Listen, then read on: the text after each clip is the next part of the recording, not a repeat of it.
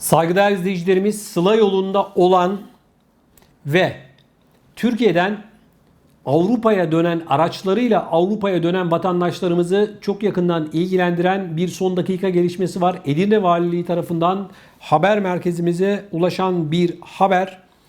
Edirne Valiliğinden yapılan açıklamaya göre virüs salgınıyla mücadele tedbirleri kapsamında İpsala, Kipi ve Pazarkule, Kastaniyes hudut kapılarında Yunanistan'a giriş yapabilecek kişi sayısının tır şoförleri haricinde her bir kapı için haftada azami 1500 olarak sınırlandığı açıklandı. Bunun anlamı şu: Türkiye üzerinden Yunanistan'a dönecek olanlarla ilgili sınır kapıları kapandı. Haftada 1500 kişi nedir arkadaş? Yani dalga geçmektir bu.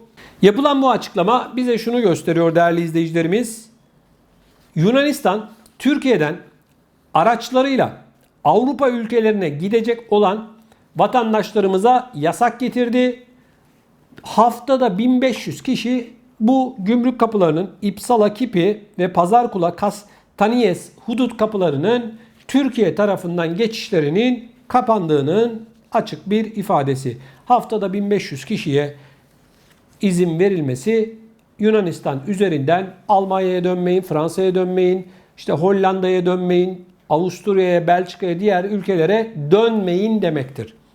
Şimdi değerli izleyicilerimiz, oysa Yunanistan'dan bizim bu sınır kapılarımızı kullanarak pek çok Yunan vatandaşı, Yunanistan vatandaşı akın akın Türkiye'ye giriş yapıyor. Ben mütekabiliyet esasları çerçevesinde, yani karşılık esası çerçevesinde Türkiye'nin de bu sınır kapılarında 1500 Yunanistan vatandaşının haftada alınmasının doğru olduğunu, geri kalan kısmının ise alınmamasının doğru olduğunu düşünüyorum. Bakın, Yunanistan bunu yapıyor, biz yapmıyoruz. Yapın arkadaşlar. Yani mutlak surette bu konuyla ilgili adım atmamız gerekiyor. Onu da bırakın. Şimdi Yunan adalarında bu tatil için gidilen pek çok Yunan adasında koronavirüs patlamış vaziyette. Çünkü dünyanın dört bir yanından turist gidiyor. Bu turistler koronavirüsü getiriyor, götürüyor, bulaştırıyor, neyse işte. Bu Mikonos'u falan kapattılar. Dışarıdan turist almadılar. Gece saat 12'den sonra dışarıya çıkmayı yasakladılar vesaire, tedbirler aldılar. Problem var belli. Ama ben hala, değerli izleyicilerimiz, bazı kişilerin bu adalara gitmek için can çekiştiğini, acayip bir talebin olduğunu duyuyor, görüyorum. Koronavirüs var, adayı kapatmışlar, onu yapmışlar, bunu yapmışlar, hala gitmek istiyorlar. Bu da enteresan bir duruş. Yunanistan'ın sınır kapısı ile ilgili Türkiye tarafının mutlak surette adım atması gerekiyor.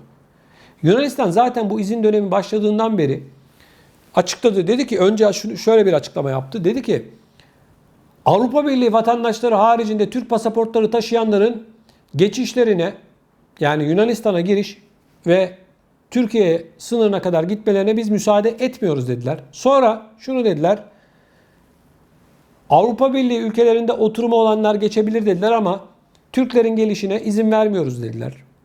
Hatta bu gümrük kapılarında şunu söylediler: dönüşte sizin Yunanistan üzerinden Avrupa'ya gitmenize izin vermeyeceğiz, Kapıkule'den gidin dediler. Evet, bunları Yunanistan polisleri bizim gurbetçi vatandaşlarımıza söyledi. Yani girerken diyorlar, bir daha gelmeyin diyorlar. Şimdi böyle bir tablo varken değerli izleyicilerimiz, Türkiye'den Avrupa'ya gidecek, dönecek olanların buna dikkat etmesinde fayda var. Yani Yunanistan sınır kapılarını unutun. Kapıkule üzerinden, Bulgaristan üzerinden Avrupa'ya dönün derim. Çünkü haftada 1500 kişi bir günde doldurulur yani bu sınır kapılarında. Sonra kapatacaklar. Diyecekler ki kota doldu, bir hafta sonra gel. Onu yapana kadar böyle bir 300-400 kilometre fazla yol gideceğine, yoğunluk şu anda Kapıkule'de dönüş yoğunluğu olmasına rağmen başka çare yok. Mutlaka Kapıkule üzerinden Avrupa'ya dönmek mümkün değerli izleyicilerimiz. Sıla yoluna çıkacak olanların İşte gurbet yolu diyoruz biz ona, dönüşlere gurbet yoluna çıkacak olanların buna dikkat etmesinde fayda var. Saygıdeğer izleyicilerimiz, şu anda Kapıkule'de tabii hüzün de var. Dönüş yolculuğu. Vatandaşlarımız öyle ya da böyle tatillerini Türkiye'de geçirdikten sonra Avrupa'ya geliyorlar, dönüyorlar. Tabii dönüşün de ayrı bir hüznü var. Gelirken ayrı bir şey, mutluluk, gözyaşı, dönerken ayrı bir gözyaşı oluyor, farklı bir duygu oluyor. İnşallah önümüzdeki yıl tüm vatandaşlarımızı tekrardan sevdikleriyle Allah kavuşmayı, onlara kavuşmayı tekrardan nasip eder. Yine vatanımıza gelmelerini, gitmelerini nasip eder diyoruz. Sıla yolunda çok çok dikkatli olun. Trafik yoğunluğu artıyor. Kapıkule'de bekleme saatleri artıyor gün geçtikçe. Bunun yanı sıra Türkiye'ye gelenler de, bunun yanı sıra Türkiye'ye gidenlerin sayısı da artmaya devam ediyor. Ciddi bir yoğunluk durumu söz konusu. Ona göre zamanınızı ayarlayın derim. Saygıdeğer izleyicilerimiz, Sıla yolunda maalesef üzücü haberler de alıyoruz. Trafik kazası haberleri haber merkezimize gelmeye devam ediyor. Maalesef pek çok vatandaşımız kaza yapıyor. Yaralananlar var, hayatını kaybedenler de var. Aksaray'da Hollandalı gurbetçi vatandaşımızın kullandığı otomobil yolun karşısına geçen koyun sürüsüne daldı. Kazada Afganistan uyruklu çoban hayatını kaybetti. Sürücü ve yanındaki arkadaşı ise yaralandı. Kazada 17 koyun da telef oldu. Kaza saat 04.30 sıralarında Aksaray Konya Karayolu Ataköy girişinde meydana geldi.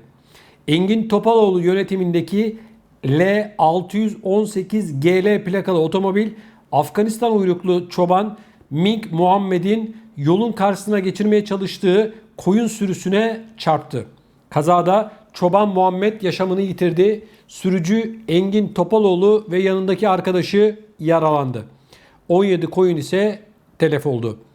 Arkadan gelen Seyit Kızıl yönetimindeki 68 LC 571 plakalı kamyonet ise Topaloğlu ve arkadaşının indiği otomobile arkadan çarptı. Çarpmanın etkisiyle otomobil şarampole yuvarlandı. Engin Topaloğlu ile arkadaşı çağrılan ambulanslarla Aksaray Eğitim ve Araştırma Hastanesi'ne kaldırıldı. Hollanda'dan tatil için geldikleri Fethiye'den memleketi Tokat'a gitmek için yola çıktıklarını belirten Engin Topaloğlu bir anda karanlıkta fark etmeyerek koyun sürüsüne çarptım. Daha sonra araçtan arkadaşımla indik.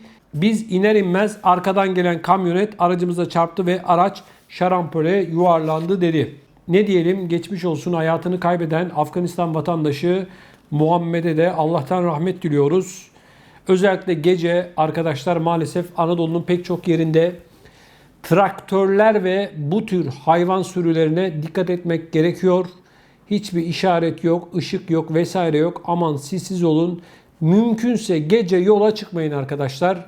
Türkiye'de gece yol gitmek gerçekten çok tehlikeli. Traktörler ve hayvan sürüleri büyük bir tehlike arz ediyor. Aman dikkatli olun derim.